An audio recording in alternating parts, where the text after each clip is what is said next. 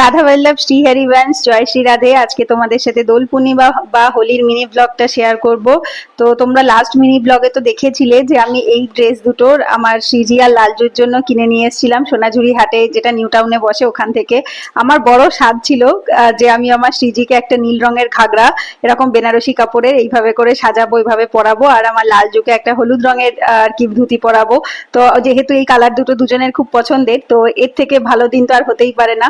Generally দোল পূর্ণিমার দিন সাদা রঙেরই ড্রেস পরাতে হয়, যেহেতু পূর্ণিমা, সেই জন্য। তো সেটা আমি পরিয়েছি, আমার মাম্মামকে পরিয়েছি, গোপলা বাবাদের পরিয়েছি। কিন্তু আমার শ্রীজি আর লালজুকে আমার খুব শখ হয়েছিল যে এইভাবে করে আমি সাজাবো, তো সেটা আমি মনের মতো করে সেদিন তাদের কৃপাতে করতে পেরেছিলাম। আর তোমরা জানোই আমি লাস্ট 3 মাস ধরে ও বাড়িতে, মানে আমার বাবার বাড়িতেই ছিলাম। আমি মার্চের 28শে ফেব্রুয়ারি আমি এখানে আসি, মার্চের 1 তারিখ থেকে বাড়িতে সেবা আবার শুরু হয়। তো 3 মাস বাদে গোপুসোনারা এখানে এসছে, এবং সেদিনকেই আর কি আমার এখানে আসার পর আমি শ্রীজি লালজুকে খুব সুন্দর করে শৃঙ্গার করাতে পেরেছি, দেখো তাদের কৃপাতেই। আর সেদিনকে যেহেতু গোলাপ দিতে হয়, শ্রীজি লালজুকে গোলাপ দেয়, লালজু শ্রীজিকে গোলাপ দেয়। তবে গোলাপগুলো এতটাই বড় ছিল, আমার শ্রীজির হাতে ধরছিল না বলে আমি বলেছিলাম তোমাদের সামনে দিয়ে দিলাম, তোমরা দিয়ে দিও। আর আমার মাম্মামকে, আমার গোপলা বাবাকেও দিয়ে দিয়েছিলাম। এই যে দেখো আমার জগ্গু দাদাদেরও খুব সুন্দর করে শৃঙ্গার করিয়ে দিয়েছি। কেমন লাগছে তোমরা কিন্তু কমেন্টে অবশ্যই জানিও। আর এই যে দেখো আমার মাম্মামকে এত মিষ্টি লাগছিল সেদিনকে।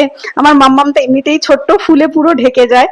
আর তারপর সেদিনকে আমরা অল্প করে এই পশ্চিমবঙ্গের বাইরে অবশ্য 4 তারিখেই মানে হোলি খেলা হয়ে থাকে।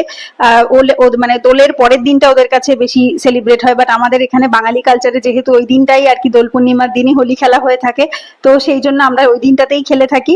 তো এভাবে সবাইকে গালে একটু একটু করে রং দিয়ে দিলাম।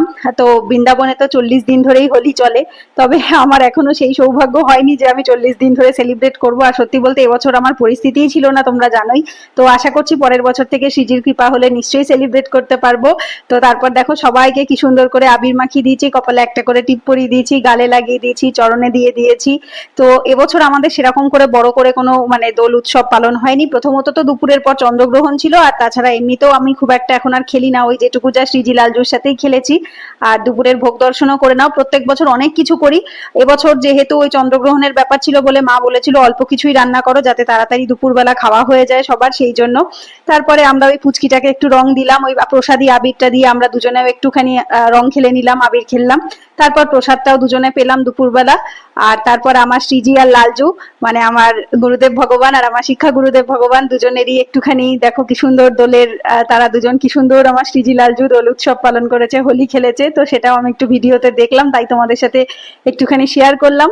তো চলো পরের ভিডিওতে দেখা হচ্ছে। যদি ভিডিওটা ভালো লাগে অবশ্যই একটা লাইক করো। রাধা বল্লভ শ্রী হরিবংশ।